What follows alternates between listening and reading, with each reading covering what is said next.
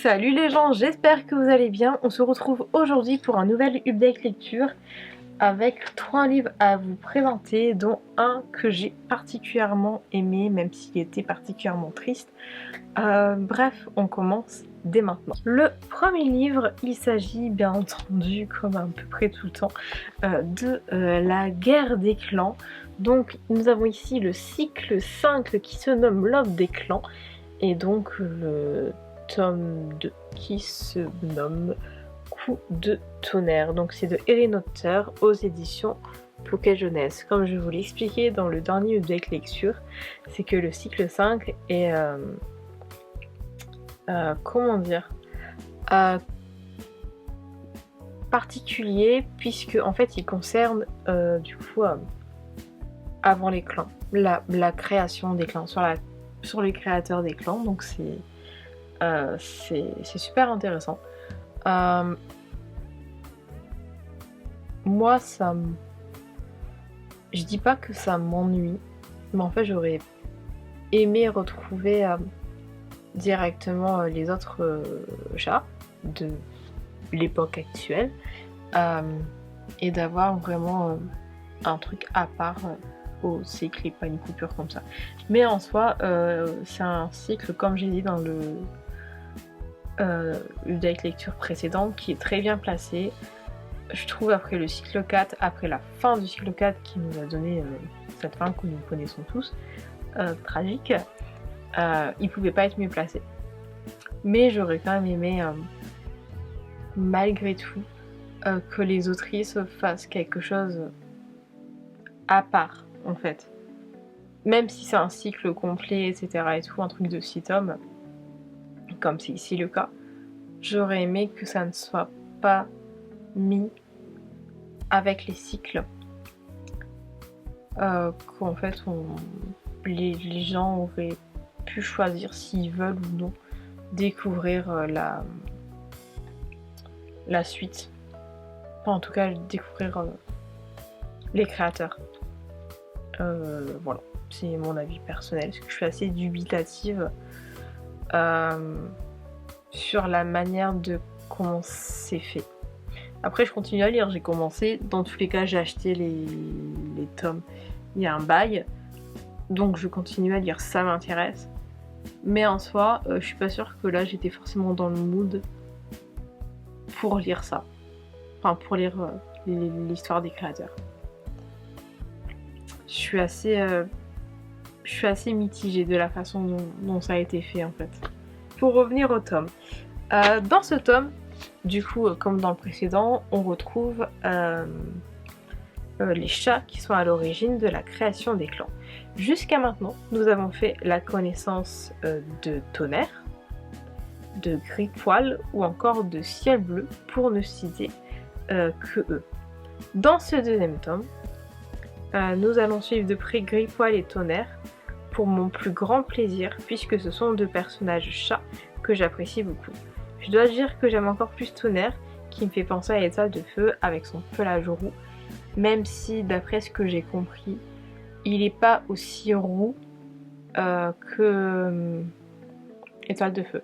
Étoile de Feu était vraiment écrit comme un chat au pelage roux très très très beau, et c'est pas le cas de Tonnerre. Tonnerre, sa particularité visiblement c'est juste qu'il a des grosses pattes. Il a des grosses papates. Voilà. Pas des pattes énormes, c'est pas une malformation, mais juste il y a certains chats qui ont des grosses pattes. Bah là c'est son cas. Voilà, alors ensuite je dois avouer bien moins apprécier Ciel Bleu. Dans un premier temps, je n'ai vraiment pas aimé la façon dont il a traité Tonnerre à la fin du premier tome. Ensuite, sans spoiler toujours, il a eu au cours de ce tome à plusieurs reprises des comportements assez problématiques.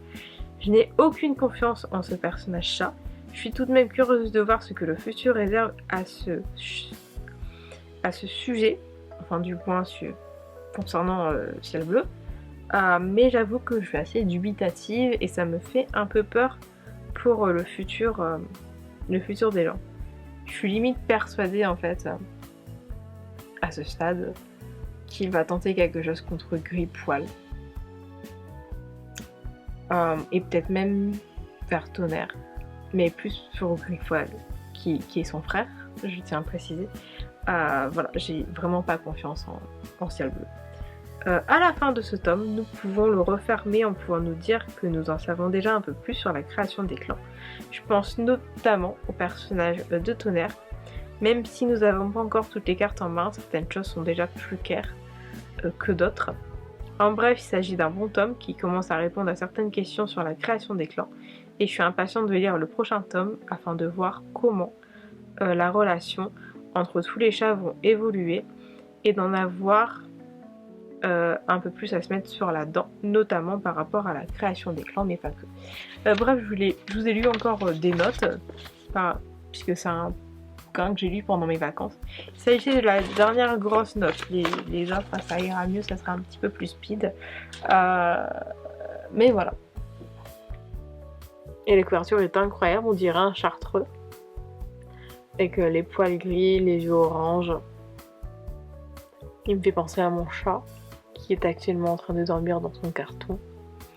Mais voilà, très bon tome. Dans un second temps, par rapport à cette deck lecture, je vais vous parler donc d'un livre que j'ai énormément aimé, mais qui m'a fait pleurer. Il s'agit bien entendu de celui-ci. Donc, Tant que fleuriront les citronniers de Zulfa, Katfu, aux éditions Nathan. C'est un livre que j'avais dans ma palle depuis un moment. Je l'ai enfin lu. J'en suis très heureuse, même s'il m'a très probablement brisé le cœur. Quand la révolution a commencé en Syrie, Salama était étudiante en pharmacie à Rome. Elle avait encore une famille, un foyer, un avenir. En quelques mois, Salama a tout perdu. Sa vie est désormais partagée entre son bénévolat à l'hôpital et Layla, sa belle-sœur enceinte, la seule famille qui lui reste. Le cœur de Salama est déchiré. Comment à la fois aider son pays en quête de liberté et mettre Layla à l'abri, loin de la violence de la guerre. Puis le monde de Salama est bouleversé quand elle rencontre Kenan. Téléphone au poing, lui se bat avec les images pour montrer au monde ce que le peuple syrien subit. Salama trouvera-t-elle assez de courage pour affronter ses démons et se battre elle aussi par amour. J'ai pas pleuré, mais franchement, c'était vraiment pas loin. C'était un bouquin que j'ai adoré. Et en même temps, étant donné que je me suis très souvent renseignée sur ce que la Syrie vit, il y avait beaucoup de choses que je savais déjà. Mais pour les personnes qui ne sont pas, on va dire, informées sur la situation de la Syrie, actuelle comme il y a encore quelques mois avant la tombée du régime de Bachar al-Assad, et bah c'est super intéressant. J'ai acheté ce livre parce que ce qui se passe en Syrie me touche beaucoup. Encore aujourd'hui, voilà, normal. Je pense pas être la seule. Ce fut une lecture bouleversante, c'était comme si j'y étais. Un véritable crève-cœur. J'avais comme le personnage autant envie de rester en Syrie que de fuir le pays. Le personnage de Kauf est aussi irréel que réel, un peu comme un petit démon sur l'épaule. Il met notre personnage face à ses idées les plus sombres. C'est un personnage qui m'a un petit peu fait penser à un autre personnage que l'on retrouve dans La vie invisible d'Adir El-Arbi. C'est le genre de personnage que j'ai tendance à dire qui sont le reflet des idées les plus sombres des personnages principaux. Et j'aime bien ce genre de personnage. Faudrait pas que ça soit répétitif dans les romans pour ne pas perdre le potentiel. Mais c'est super intéressant. En dehors de celui-ci, j'ai énormément aimé le docteur Ziad, Layla, Salama ou encore Kenan. Bref, c'est un véritable coup de cœur. Si ce qui se passe en Syrie vous touche, vous intéresse, vous interloque, quoi que ce soit, lisez ce roman. Lisez absolument ce roman. C'est un véritable coup de cœur. Et pour finir cette update lecture, j'ai du coup terminé Gilead, le deuxième tome qui se nomme Cold de Marissa Meyer aux éditions de Saxus. Un joli petit pavé. Si jamais vous débarquez, Cold qui est le deuxième tome de Gilead, que l'on trouve juste ici, est une duologie de réécriture de contes adultes sur le conte de Rumpelstiltskin. Le premier tome, qui est donc celui-ci, nous explique l'histoire de cette manière. Maudite bien avant sa naissance par le dieu du mensonge, la fille d'un pauvre meunier a développé un talent pour raconter des histoires fantastiques, envoûtantes et totalement fausses. C'est du moins ce que tout le monde croit. Lorsque l'un des contes farfelus de Serilda attire l'attention du sinistre roi des aulnes et de ses chasseurs morts-vivants, elle se retrouve emportée dans un monde sinistre rempli de ghouls et de fantômes, où de corbeaux sans yeux traquent chacun de ses mouvements. Le roi ordonne à Serilda d'accomplir la tâche impossible de filer de la paille en or avant le lever du soleil, où elle sera tuée pour avoir raconté des mensonges. Désespérée, Serilda appelle involontairement un mystérieux jeune homme à son aide. Il accepte de l'aider, mais tout a un prix et l'amour n'était pas censé faire partie du marché. J'ai bien aimé le fait que ce soit une duologie écrite en langage neutre. Rien que pour cela, Marissa Meyer prouve encore une fois qu'elle est en avance sur bien des choses et que c'est une véritable reine. Outre ça, malheureusement, ce deuxième tome ne m'a pas plus convaincue que ça. Cette duologie ne m'a pas autant prise que je l'avais espéré, et j'en suis triste parce que Marissa Meyer est l'une de mes autrices favorites. Je suis tout de même heureuse d'apprendre la vérité sur la mère de Serilda. Gilead fut toujours au top, et le roi des aulnes, je suis heureuse du destin, enfin du moins de la fin qui lui a été réservée dans ce deuxième tome. Mais c'est un personnage que je trouvais très charismatique, très impressionnant, très fascinant, très terrifiant, et que j'ai adoré, aimé, mais aussi détesté.